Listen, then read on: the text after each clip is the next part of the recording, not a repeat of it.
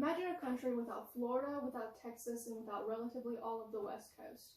This is something of what it would look like. No beautiful West Coast beaches, no funny Floridian stories, and none of Texas's delicious barbecue. Without Manifest Destiny, America as we know it wouldn't exist, and half of you in the audience today, without the expansion brought on by Manifest Destiny, would not be here.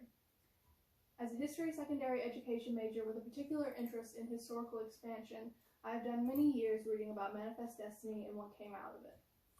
Manifest Destiny was a 19th century belief that American settlers were destined by God to expand throughout the North American continent.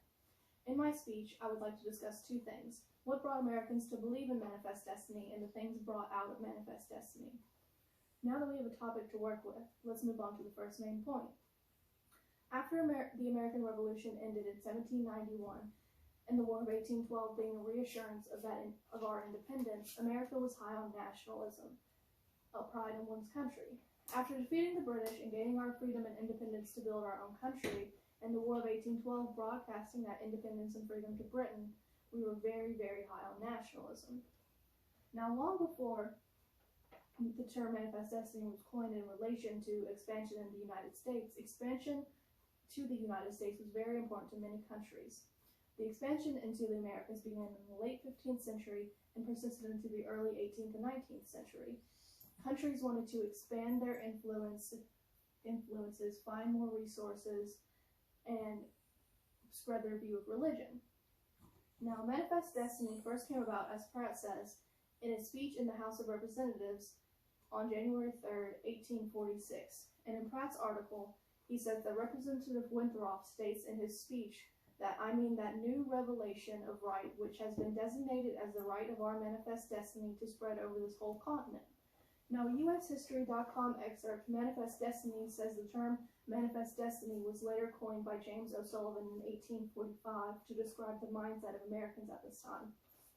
During this time, a picture entitled Columbia was also circulated at the time. Now, the picture Columbia shows an angel moving west, showing our God-given entitlement to expand westward. America had the innate sense to expand west. We wanted more land and more power, and for a multitude of reasons, nationalism being a really big part of it. But the USHistory.com excerpt, Manifest Destiny, lists many other reasons, such as the Second Great Awakening. The Second Great Awakening was a call to God, and to spread our influence throughout the West. The excerpt puts it that Native Americans were considered heathens by Christianizing the tribes. American missionaries believed they could save souls. Another huge reason for this expansion was economic growth. More resources meant that we could expand our influence. We wanted to control the fur trade, and as the excerpt puts it, it was currently dominated by European trading companies since colonial times. We needed to control this trade to expand, and moving west was the way to go. Now that we have discussed why Manifest Destiny was brought up, let's talk about what it did. The aforementioned things created, as Stephenson writes in his book, a dynamic capitalist orientation focused on westward expansion. Now this means that America viewed Manifest Destiny as a way for growth, and this growth that came out of Manifest Destiny was extensive. While many historical and political things came out of it, I want to focus on two: native removal and the annexation of provinces. Native removal was a huge thing during Manifest Destiny. It was the stripping of native land, and as Stephenson writes, referring to the Jacksonian era, sale of public lands was thus facilitated and accelerated, and the Indian presence, with the exception of the Florida Seminoles, was finally expunged from the southern map as to make way for cotton. Now, native removal was a big part of Manifest Destiny. We needed to make way for expansion, railroads, and plantations, but we needed to find something to do with the natives that were living out west.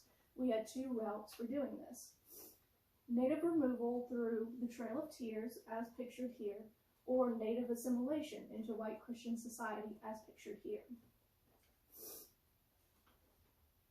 Now, Stephenson writes that Texas was the first province to be annexed, and the area was thereby open for cotton production. Population went on to increase in this area, and that was a very good thing for Manifest Destiny. That meant that our country was growing and making way for bigger and better things. He later goes on to talk about how we annexed Oregon and parts of Mexico. Annexation was able to increase crop yields for cash crops such as cotton, which was very important to the Americas at the time. And we were able to find more land for resources, structures, and transportation systems. In conclusion, Manifest Destiny was a 19th century belief that American settlers believed that they were destined by God to expand throughout the North American continent. In my speech, I have discovered why Americans came to believe in Manifest Destiny and what came about due to Manifest Destiny. Now, it's hard to imagine our beautiful country without its states and provinces, but thanks to Manifest Destiny, we never have to.